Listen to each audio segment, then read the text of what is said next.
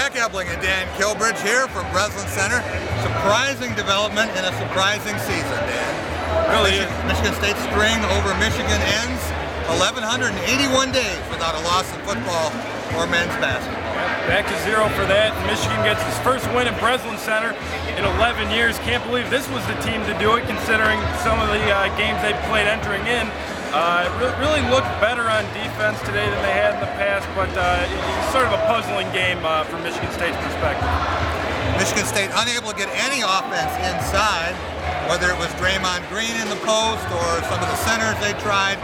Delvon Rowe unable to take advantage of size differential there, and for some reason just could not find Michigan's three-point shooters early in the game. After it got off to a 6-0 start, it looked as if things were going to happen Michigan State's way, and then a bizarre 4-point play for Zach Novak, and he was off and running, and he and Darius Morris hit their next 6 threes. Yeah, Novak didn't miss much today. He finished 6 for 8 from three-point range, finished with 19 points, and you're right, the first 2 minutes MSU looked like they were ready to run Michigan out of the Breslin Center, and then all of a sudden they get a little momentum, and Novak had that 9-0 run by himself where he hit 3 consecutive threes to put them ahead by 4. So really just kind of went south very quickly for MSU, and then they couldn't really get over that hump after it happened. Michigan State battled back to trail by 6 at the half. Seemed as if maybe they would get their bearings, got the ball first to start the second half, and then Michigan scored the next 8 points, made it a 14-point game.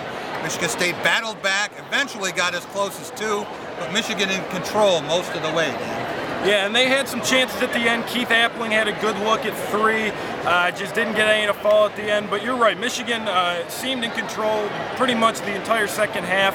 And I think what might disappoint Izzo the most is the rebounds. They tied 29-29, and with the size advantage Michigan State had and the way Michigan plays, I mean, that's just not an area where you think Michigan State would struggle as they did tonight, especially against this Wolverines team. Well, it was 29 all, but until the final skirmish where Michigan State got a lot of shots, Michigan actually had a 4-rebound advantage, and that's after Michigan State grabbed 8 of the first 10. This is a Michigan team that was out-rebounded by Minnesota 38-13. So no one expected Michigan to come in here and hold its own on the boards, but it was one of those kinds of nights, lots of strange bounces, lots of calls, but give credit to Michigan. Played as good a game as it could play in this building, and I think a lot of people are still stunned. Yeah, I think the Maze Ragers are still up there somewhere, and they're leaving happy, but a lot of confused faces walking out of the concourse that we saw. And, I said going in, really the only way you thought Michigan could hang around is if they just made a bunch of threes, and that's pretty much what they did. I mean, that's what they wanted to do, and they got the shots they liked and made them all, pretty much. Yeah, you can't really say that the loss of Kalin Lucas had much to do with this game. Kalin Lucas played as good a game as he could play, arguably one of his best as a Spartan. He loves to play the University of Michigan. And Darrell Summers played pretty well, but it was the inside game that was non-existent for Michigan State. And now the Spartans find themselves 4-4 in the Big Ten and 12-8 overall. And this loss, unlike some of the others they've had, even the Penn State loss on the road, you could write off. This is going to be a very tough one to explain come tournament time. Oh, it's the worst I can remember in a long time for this team, and it's just one that, you're right, it's going to be hard to explain when you're looking at a resume, and now they're really going to have to buckle down. I mean, you don't think there's any automatic wins on the schedule left anymore. You got Indiana coming Sunday, then you go to Iowa. Those both look like wins, but so did this one. So confusing times ahead, I guess, for the Spartan basketball team. And one of the things with a dominant program, Dan, a lot of times you have a team beat before the game begins. They come in and they're 10 points down because they don't believe they can win. Now every team that has Michigan State on the schedule is saying, we can get them, this is our chance. And that's true for the Indiana Hoosiers. Tom Crean will be bringing his team in here in odd start time, Sunday, 6 o'clock game. And Michigan State's going to have to turn it around in a hurry. They still have some very tough road games left. They have to go to Wisconsin.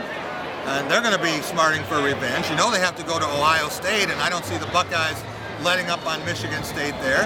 They're going to go to Minnesota, and Minnesota emerging with a dominant inside game now. So Michigan State's going to have its hands full to finish in the first division of this conference.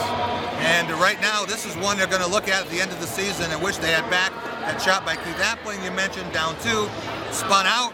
If that ball had gone in, I think the roof would have come off this place. They did. The fans finally had something to cheer about in the late minutes. It was a subdued building pretty much the whole way through, and then it got rocking a little bit at the end, but just didn't have enough to get over that hump as they did against Wisconsin and Northwestern. So they've been living dangerously at home the past couple weeks, and it finally caught up to them. Jack Ebling here with Dan Kilbridge from Breslin Center for Spartan Tailgate and 24/7 Sports.